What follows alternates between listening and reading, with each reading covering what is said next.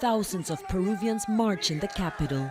They're furious. They call politicians miserable, blue-collar delinquents.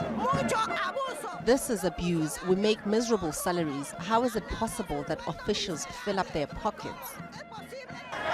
The Brazilian construction giant Odebrecht says it paid Peruvian officials $29 million in bribes to win highway, irrigation and metro projects, among other endeavors between 2005 and 2014.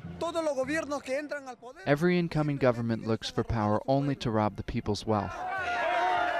These protesters say they are shocked by the level of corruption.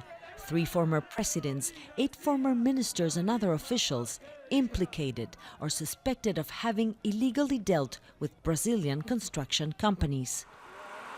The scandal forced the cancellation of a $5 billion natural gas pipeline that alone slowed Peru's economic growth by 1 percentage point. These protesters say they've lost their trust in government officials and they're demanding the judiciary to prosecute all involved in the corruption scandal. On Thursday, former President Alan Garcia testified in a parallel investigation in Peru. 4 people have been jailed, including 2 officials and a vice minister from his government. But Garcia says he's not afraid. No one can say there wasn't corruption.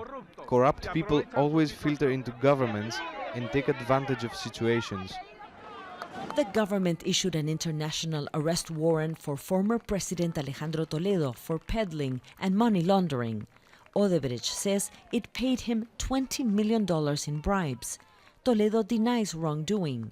And now former President Ollanta Humala is to testify on Friday.